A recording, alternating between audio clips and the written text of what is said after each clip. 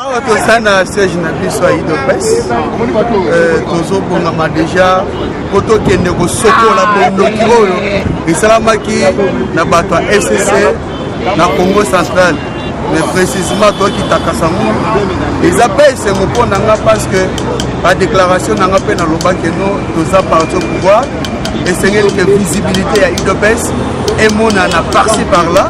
Et de cette occasion, nous avons profité de merci na CG na Christo Justin Kabuya pour porter les massacres pour être béni la UDPS et monana Kinshasa Mobimba parce que ce n'est que le début. Très bandit sur je pense que beaucoup de monde a déjà chose kuna, toko ningisa kuna, toko bouger kuna, de tomber ça là déjà. Car la militaire ambiance vous allez voir total à 100%. Autant que l'accent que nous, qui nous a peuple congolais ça mélange déjà. Ben le côté, basé le côté. Pourquoi rivalité oyo bino bo salibo kendeka voyage et sika oyo bandi on a une coalition peut bakenda qui retraite politique na bango. Eza rivalité te mboka eza mboka biso trois congolais, c'est-à-dire CG a trouvé bon pour le bakeno il faut na banana kasangulu. C'est idem lobi qu'on appelle aux l'étape mususu. De la auto bakeno ce n'est que le début. Et bandi déjà marambo bandi pour la visibilité, il y a eu de pèse. Objectif principal les animes. Je crois que non, Olanda, Okitakuna, Oka communication, nous avons fait ça, parce que nous avons fait un parti politique, il y a un Tagoloba, a ébili à ce qu'il a communiqué, n'a pas assisté à peuple à commencer. Précisément la Kassamou. Oui, merci, c'est un peu ce que nous avons. Il a éclairé un peu concernant le déplacement de M. Ali. Le déplacement de M. Zali, président sectionnaire et à Kassamou. Et accès à la location, ces jeunes accueillis dans la matinée, on va organiser. On va organiser des séjours, pas pour inviter ces jeunes. C'est-à-dire que nous avons la carte à côté de l'évolution accueillie, non. Parce que ma bande qui est au chaud, na Katanga, sur le Kenda qui est. Sur les alliés, ok, parce que inviter ces jeunes, nous avons nous avons et surtout la réhabilitation, il y a gouverneur et la vice. Alors que ça n'a pas ça peut bailler. Pourquoi on se pose la question? Les missions au PCG on a bien des occasions pour répondre à l'invitation et bailler. Donc c'est un peu ça. Raison de dépassement. Bisso dans la CGIDP dans quelques heures. Tozo Kita na province de Congo central et si quand le chef de l'État Félix Antoine Tshisekedi asile ko réhabilité à tout Matouana na vice-gouverneur na ye azaki suspendi pour un scandale il y a viol na Congo central. Mon nom de la paix le cola cheval de bataille il y a Félix Antoine Tshisekedi il y a liboso za l'IP il y a mis baleza sécurité il y a mis ça de la développement il y a moi sali qui va réhabiliter à tout Matouana tozo kende na Congo central précisément na Kasangulu pour la redynamisation et réimplantation il y a parti na biso. En tout cas, la CPI a une initiative à Malam. Il y a le secrétaire général Augustin Kabuya pour la redynamiser parti, pour la réimplanter parti là, Congo central. Et puis, ce n'est que le début. Togo, Banda, dans ma province, il y a des choses à venir. Mais pour l'anglais, Kassangoul va tomber aujourd'hui pour la force du monde que IDPS a vaincu, IDPS a sali machine. Il dépêche à l'état d'esprit, Yango, Nasengi, la combattant notre dans la INI, comme excellent, pour la face du monde que il dépêche à son pouvoir, Yango Kabate, à son pouvoir, et où dépend ensemble. Yango, j'interpelle la conscience de ma demande sur nos soeurs. Pour n'importe quoi, pour le pouvoir, soit disant, va faire le pouvoir, et pas changer au Kabila, c'est non. Nous avons besoin de pouvoir, la volonté du peuple congolais. Parce que le peuple congolais qui a voté a payé ça qui pouvoir et pas les tickets gagnants, candidat numéro 20, Félix Antoine Tshisekedi. En tout cas, on a besoin de faire une information. Le Bénin est plus 243, 81, 99, 18, 16, 6. Plus 243, 81, 99, 18, 16, 6. En tout cas, je vous dis merci. Barretomba, voyage n'aime pas Rosani. Barretomba, ezali mpona kolakisa la face du monde que IDPS ezali machine tozali na pouvoir non seulement mpona volonté ya Kabila c'est nous sommes au pouvoir c'est par la volonté ferme ya peuple congolais oyo azalaki wana mpona changement yango j'interpelle encore la conseil ya bato nyonso badongona miso soit disant bokorecupérer pouvoir en 2023 je vous rassure pouvoir oyo nzambe apesi biso ce qui va nous séparer de cet impérium voulu par Etienne Tshisekedi, c'est l'avènement du Seigneur Jésus-Christ. En tout cas, nous sommes au Revaka, nous avons récupéré le pouvoir en 2023, le Talibino, on a eu le pouvoir de rebattre la mort, si nous voulons Président Moïse, Lelo, Bozolo, la voyage dans le Congo central, précisément placé, partenaire dans la coalition FCC, Basalaki, mon bangé na retraite, pourquoi pas Bosalaki et Carabino sont ensemble? Ce pays, tout ça, le voyage, il y a parti secrétaire à Kassaoulou. On a redynamisé parti na biso. Biso IDPS, tout ça, qu'on s'agite, biso tout ça na masolo. Bande koso comme on va ça la retraite, conclave nous machi boy boy. Ce que mon inda ko ba réunion et se multiplier parce que ndako wana problème les alliés. Moi difficulté ezakuna biso tout ça calme tout ça posé. La minute oyo bango bazoluka ba stratégie ndenge nini ya kokota pouvoir biso tozoluka tozala kati ya kosala bolamu ya peuple congolais parce que peuple congolais azelaki biso akotaki biso kotasala makambo ya kitoko na moni ba retomber ya événement ya tenace bato nyonso babuta yango ata oza mosika lelo oyo bato nyonso baza na espoir ke Congo oyo ya bikolo koya ekozala kitoko makasi nde yango toza nsima mokonzi ya parti po toakompagne ye tosensibilize bandeko balanda makelele te IDPS aza na masolo IDPS machine politique tozokende koyebisa bandeko ke temps eza lisusu ya distraction te siko temps ya mosala nde yango IDPS alingi amettre le peuple congolais azwa valeur na ye ya kala valeur na ye oyo ebebaki bambula na mbula oyo eleki awo valeur wana ezo parce que Congo c'est un grand pays.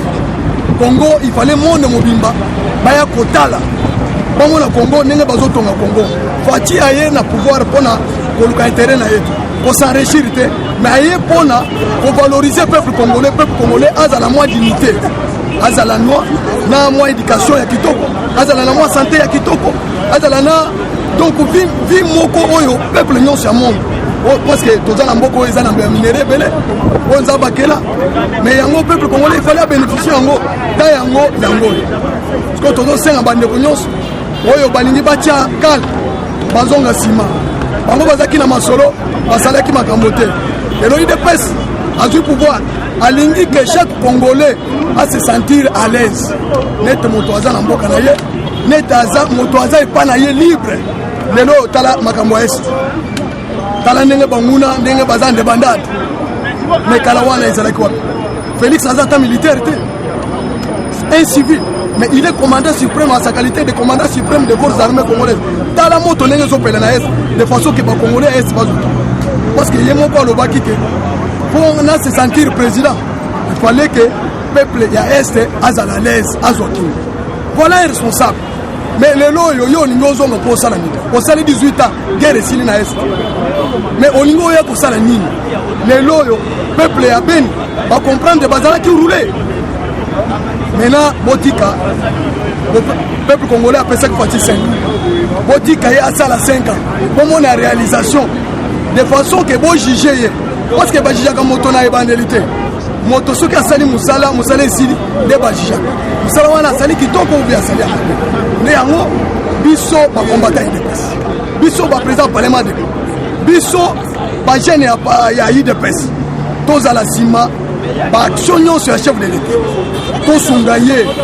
parce que les ennemis du peuple congolais c'est les congolais eux-mêmes bacongolais balingi moto azosala bolamu te bacongolais balingi kaka moto azoyiba aza kosarrangir bakomi koyebisa ke akomi milliardaire mais tala Félix aye ba intérêt ba nyonso azopose ezaka mpona intérêt ya peuple nde yango toza na esengo mingi ndenge mokonzi ya parti général Kabuya alobi ke atelemi likolo sikoyo mpona kotambola kongo mobima mpona koredynamize UDPS nde yango biso toza nsima na ye bapeuple ya Kasangulu kozela bomona ndenge machine ya politique UDPS tolakisa bato expérience ya lite oyo tozalaki kobunda ya 37 ans de lite de façon que peuple congolais a goûté yango kala bato babanda kolinga UDPS te parce que UDPS nano azalaki na bokonzi mais ntango UDPS azwi pouvoir sikoyo botala sikoyo boyeba ke UDPS babanda koluka intérêt na ye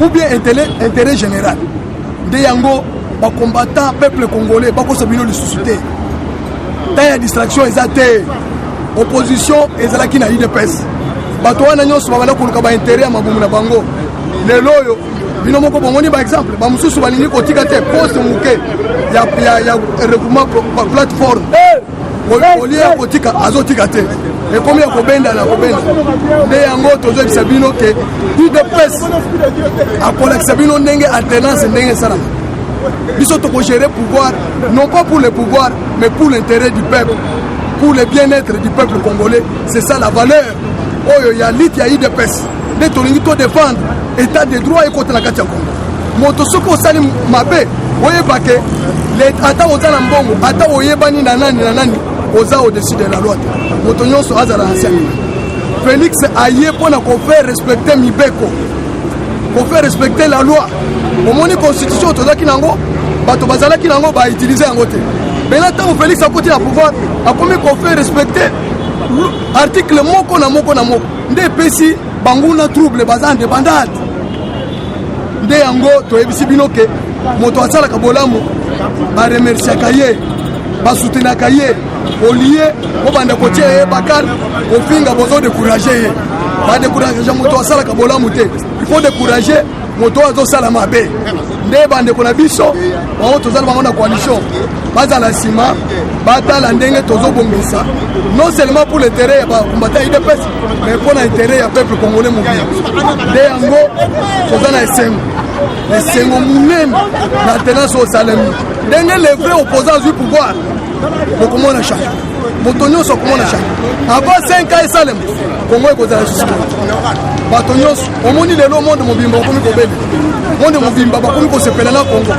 esika nyonso réunion minene ezokota ifale Congo aza mpona nini parce que bamoni Congo bazwi bazokamba ye na moto azodéfendre les valeurs panafricaines les valeurs ya mboka na ye la valeur ya monde mobile parce que Congo aza na enjeu stratégique mondial Congo yo ezo défendre bamboka ebele dans le monde dans plusieurs domaines dans la forêt na biso ezo salisa monde mobile environnement na biso ezali soutenu par baforêt bambai oyo nzambe akela na Congo oyo eza na bamboka mosusu te tobatela yango bapi yango lisusu te tolingi banguna bapiye richesse ya Congo lisusu te bino nyonso bozala nsima mokonzi ya mboka na mapinga ya mboka tosengi message na bandeko na biso baza na ese bayeba ke peuple congolais nyonso aza nsima na bango souffrance oyo baza nango eza ya suka ekoumela lisusu te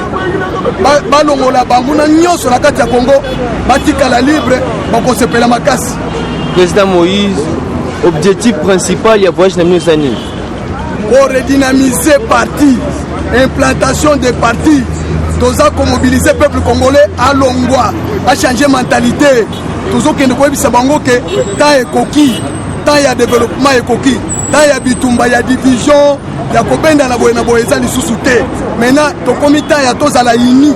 Lokola Mao Shitunga yebisaki ba chinois, bango nyonso tosangana tosala musala ya bilanga de façon to développer mboka na biso. Lelo China komi pays munene. Totika makambo ya division ya oyo aza moto ya aza ya boye te makambo ya tribalisme esila Congo aza ini tozala mokonzi moko mboka na biso moko tosunga mokonzi ya mboka topesa ye coup de main de façon que azala motema malamu azala motema ya kosela bakongole makambo kitoko de façon que asalela bango pe ils font partie du Congo tokotika bango te bandeko na biso ya Kasangulu ya bakongo mobimba tozala bango ba projet eza ebele oyo UDPS alingi asala na nzela ya mokambi ya mboka Félix Tshisekedi port ya banane yinga 3 yinga 2 makambo nyonso wana eza mpona intere na bango nde yango bazosala rai kuna nzela ya rai baction ebele ya chef de l'état eza kuna nde yango tozoyebisa bango ke batelema mpona kostenir baction ya chef de l'état idps azala makasi parce que tolingi tomoni inconvénient ya kozala na balie allié akotika yo osala mosala libre soki osali mosala molamu amoni lokola ye aperdre akosala tout aétouffe yo esengeli na 2023 baprovince nyonso ya Congo bavote badepute ya UDPS 100% ekopesa biso makasi ya kosala makambo ebele sans que tozala na croc en jambe. Président Moïse, mot de la fin na ona numéro na téléphone na baba Olanda. Mot de la fin ezali peuple congolais ta ekoki ya totonga Congo ta ya distraction esili tosangana sima mokonzi ya mboka Félix Tshisekedi sima mokonzi ya parti na biso UDPS Jean-Marc Kabund na secrétaire général Augustin Kabuya tosangana UDPS ezala ini toboyi division na kati ya UDPS ta ya kotonga Congo yango oyo ta oyo bato ebele balingaki bamona yango bamoni yango te me biso bato nzambe apesi grâce tomona yango tosoutenir tosaisir opportunité nde yango numéro na ngai eza 243 82 234 73 86 243 82 234 73 86 243 84 77 93 864. Merci Mambo. Merci.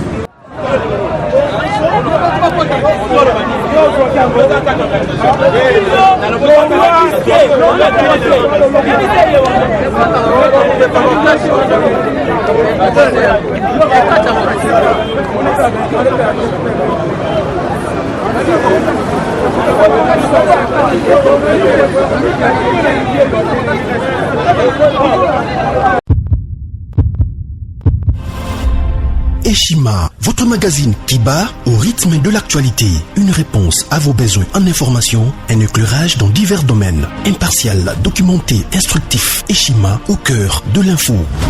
Retrouvez la nouvelle édition. Exclusivité. Sakombi Molendo, le réformiste qui vient stopper l'hémorragie. Suspension des fonctionnaires peu intègre, numérisation des titres fonciers et climat de confiance avec les collaborateurs. Le nouveau gestionnaire des terres congolaises fixe les nouvelles règles de jeu. Focus, Lambert Mindi, Omalanga, le souverainisme comme un dogme. Redressement délaissé, Tomaluaka Losenjola, l'homme de la situation. Dossier Eshima, fini les vacances, vive les rentrées. De la politique au judiciaire, en passant par les scolaires, les derniers trimestres de l'année 2019 en RDC est décoiffant. Économie, BCC, un cadre des rétrocommissions et détournements à passer au peigne fin. Découverte, Claude Ibalanki et Colomba, les coordonnateurs du MNS au centre de l'action de Félix Tshisekedi dans le Grand Lac. Les dialogues et pourparlers en RDC qu'en tire le peuple. Tubaou, la clé de la mythologie kassaïenne. Retrouvez l'intégralité du magazine Eshima dans les kiosques. Eshima Magazine, un nouveau standard d'information.